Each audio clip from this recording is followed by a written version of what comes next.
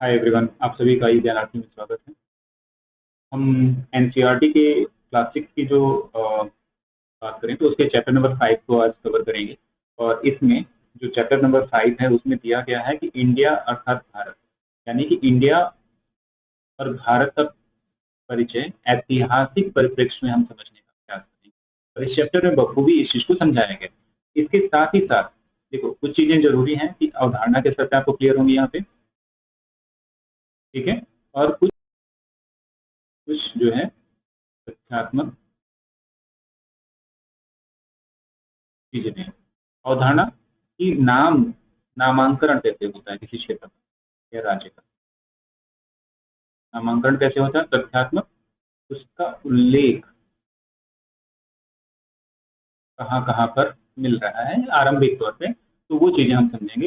तो जैसा मैंने शुरुआती जब एनसीईआरटी की वीडियोज आगे के पहले के चैप्टर्स में किया था हम लोगों ने, तो हमने देखा था कि चैप्टर की शुरुआत कोटेशन से होती है।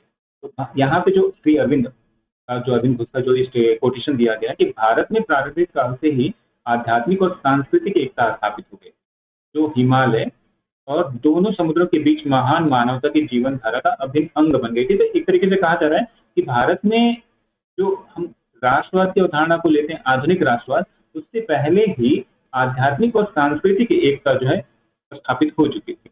इसी परिप्रेक्ष्य में जो एक चीज यहाँ पे बहुत महत्वपूर्ण दिया गया है, ये जो आप चित्र देख रहे हो, इस चित्र की बात करें अगर, तो ये जो चित्र है वो आपका सांची के स्तूप से लिया गया हुआ है।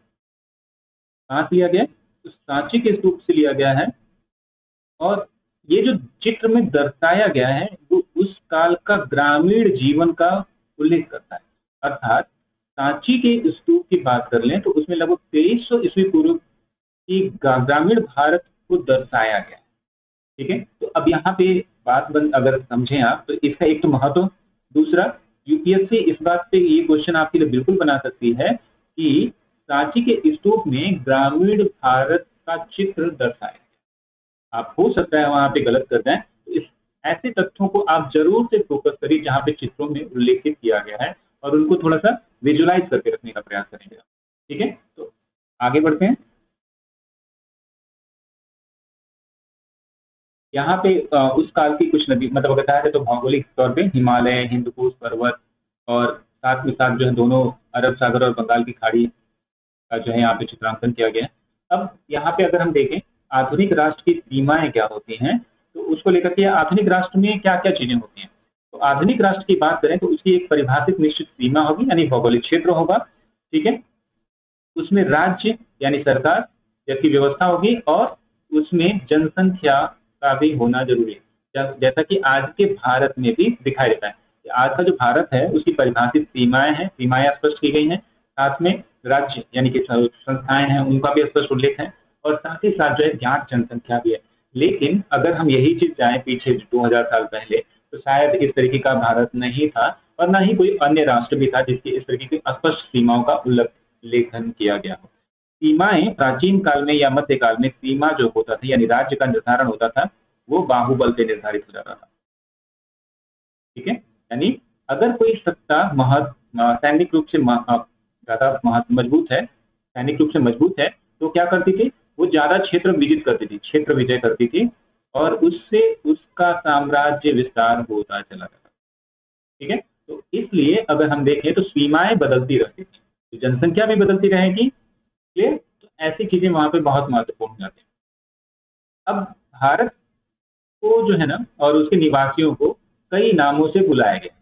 ठीक है, और विशेष करके इसमें अगर बात करें तो आगंतुकों के द्वारा इसको एक नाम दिया गया है या नाम देने का प्रयास किया गया, जिसमें कई प्राचीन पुस्तकें, यात्रियों और तीर्थयात्रियों के वृत्तांतों और शिलालेखों में इसके प्रमाण हमें देखने को मिलते हैं। देखो, सबसे पहले हम समझेंगे भारत में कैसे नाम पड़ा। भारत में, तो भारत में अगर आपको समझना होगा तो सबसे प्राचीन ग्रंथ कौन सा हमारा? ऋग्वेद, जिसे हम मानते हैं कि ऋग्वेद सबसे प्राचीनतम ग्रंथ है। इस ग्रंथ में एक कबीले का नाम उल्लेखित मिलता है। ऐसा कई विद्वानों का मानना है कि भरत कबीले के नाम पर भारत का नाम पड़ा। ठीक है, लेकिन अगर हम बात करें ऋग्वेद में, तो हमें सप्त सैंधव प्रदेश की ज्यादा जानकारी मिलती है।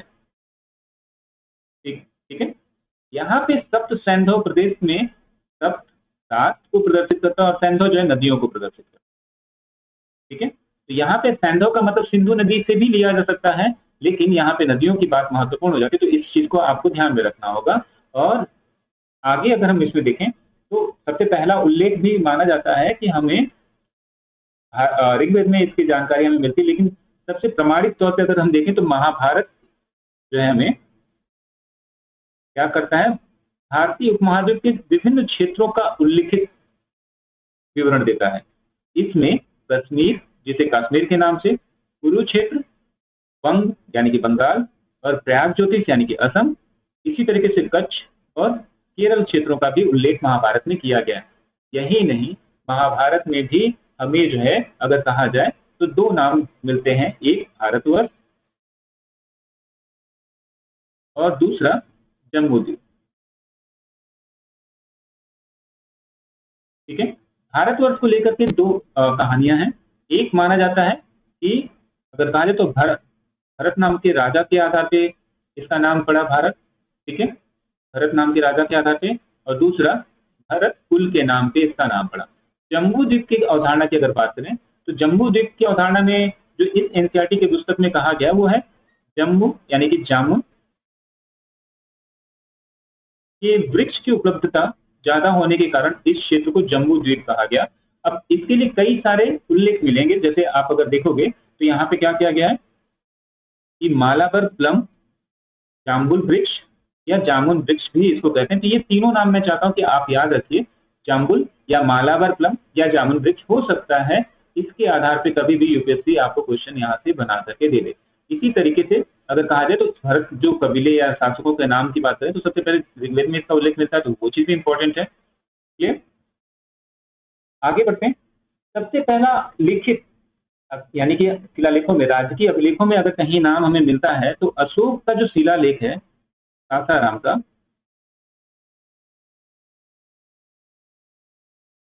मैं इसको फिर से क्लियर कर दूं, लघु शिलालेख, उसमें हमें सबसे पहले जम्बू द्वीप की अवधारणा देखने को मिलती है और जम्बू द्वीप का उल्लेख मिलता है। तो ये बहुत महत्वपूर्ण है, जिसमें आज के समय का बांग्लादेश, पाकिस्तान और अफगानिस्तान का कुछ क्षेत्र शामिल होता है। तो आपसे यूपीएससी यहाँ पे क्वेश्चन पूछ सकता है कि जम्बू द्वीप की अवधारणा सबसे पहले किसके शिलालेखों में देखने को मिलती है, या फिर वो सीधे दे सकती है कि जो है रामपुरवाभिलेख में जो है जम्बूद्वीप की अवधारणा का वर्णन किया गया है। ठीक है, तो ऐसे फैक्ट्स में आपको थोड़ा सा ध्यान रखना होगा। सासाराम में ये लघु शिलालेख में जम्बूद्वीप की अवधारणा का स्पष्ट उल्लेख हमें देखने को मिलता है। आगे बढ़ते हैं। ठीक है, इसी तरीके से हम देखें अगर तो विष्णु पुराण जो हमारा है, विष्णु पुराण में ही जो है भारत नामक राष्ट्र की बात की गई है। यानी वहां पे साफ तौर पे कहा गया कि वह देश जो समुद्र के उत्तर में और हिमाच्छादित पर्वतों के दक्षिण में है उसे भारत कहते हैं। अब भारत नाम जो है बेसिकली भारतीय जो ग्रंथ हैं उनसे मिला हुआ है। तो अगर आपको ये कहीं मिल जाए कि भारत नाम किसी विदेशी ग्रंथ में या किसी विदेशी शिलालेख में अभिलेखित हो रहा है तो ये गलत हो जाएगा। भारत नाम जो है आपको भारतीय ग्रंथों में या अभिलेखों में आगे चल करके मिलना शुरू हो जाएगा। एक चीज ध्यान रखिएगा, दक्षिण भारत में जो भारत शब्द है उसके लिए दक्षिण में भारतम शब्द का उपयोग किया जाता है सामान्य। ठीक है, भारतम शब्द का प्राय उपयोग किया जाता है, तो ये चीज थोड़ा सा आप ध्यान रखेंगे। संभव नहीं है कि उस पर क्वेश्चन पूछा जाए, लेकिन मैं मानता हूं कि आपको चीज पता होनी चाहिए कि भारतम शब्द लिखते हैं दक्षिण भारतीय लिपियों में।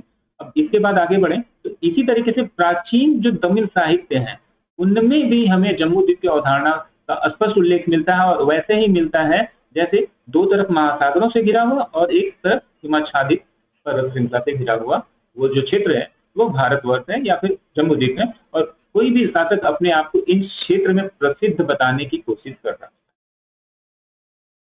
इसका मतलब है कि जो प्राचीन भारतीय काल के लोग थे, भले ही वो छोटे छोटे अलग अलग साम्राज्यों के अधीन रहते रहे हों, लेकिन भारतीय उपमहाद्वीप की भौगोलिक अवस्थिति है उससे भली भांति परिचित थे, और साथ में एक अखंड भारत या अखंड साम्राज्य की अवधारणा से भी परिचित रहे हैं उस क्षेत्र के लिए। जबकि हमारे संविधान में हमारा जो नाम है वो पड़ा हुआ है इंडिया, दैट इज भारत, यानी भारत अर्थात इंडिया। अब ये जो इंडिया शब्द है ये कैसे बना, ठीक है, इसको समझने के लिए मुझे लगता है कि आपको थोड़ा सा भारत के संबंध भारत के साथ कैसे रहे यानी कि आज का ईरान, वो समझना जरूरी है, क्योंकि सबसे नजदीकी जो क्षेत्र था भारत के, तो वो फारस था, यानी कि साम्राज्यिक तौर पे। तो वहां के अगर बात करें तो ईरान के लोगों ने या वहां के अभिलेखों में भारत का उल्लेख किया गया, लेकिन सीधे भारत नाम नहीं लिया गया। वहां पे जो सिंधु नदी है, उसके आधार पे, यानी उस क्षेत्र में रहने वाले लोगों को हिंदू बोला गया। ठीक है। अब ये ध्यान रखना है आपको कि जो ये हिंदू शब्द है, ये किसी धर्म को परिभाषित नहीं कर रहा या धर्म का प्रमाण नहीं दे रहा, बल्कि ये क्षेत्र की बात कर रहा है। यानी सिंधु क्षेत्र में रहने वाले लोग, वो कौन है? हिंदू है। ठीक है।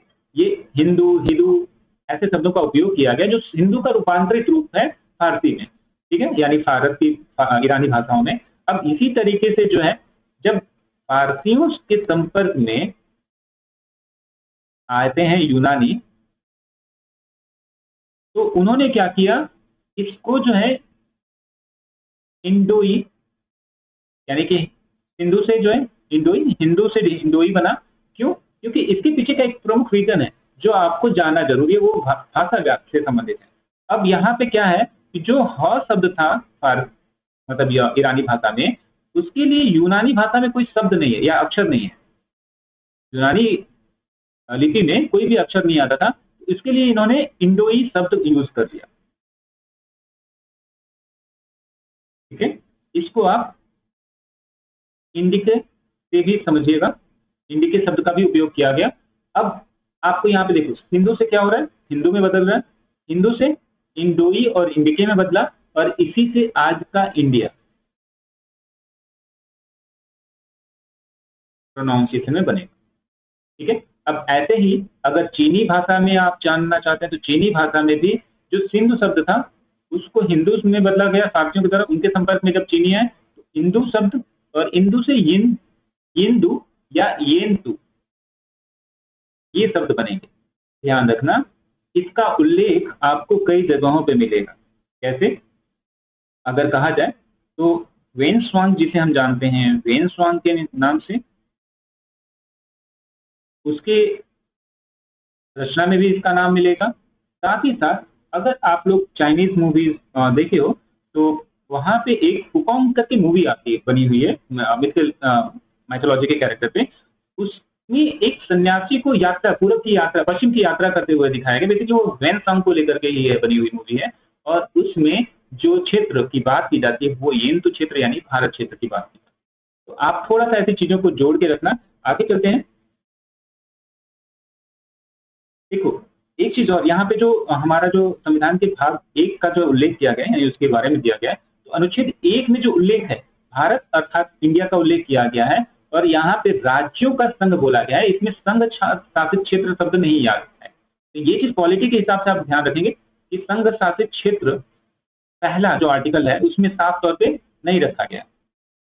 ठीक है, उसमें राज्यों का संघ होने की बात की है, यानी कि अगर ये कहीं पे भारत का संघ जो है राज्यों और संघ शासित क्षेत्रों से मिलकर के बनेगा, तो वो गलत हो जाएगा, क्योंकि यहाँ पे राज्यों के संघ की बात की गई है। तो ऐसी कुछ बारीकियां जो आपको पुस्तकों में, एनसीईआरटी जैसी पुस्तकों में ध्यान देनी चाहिए, तो वो डेफिनेटली बहुत जरूरी है, आप उस पर पूरा फोकस रखें।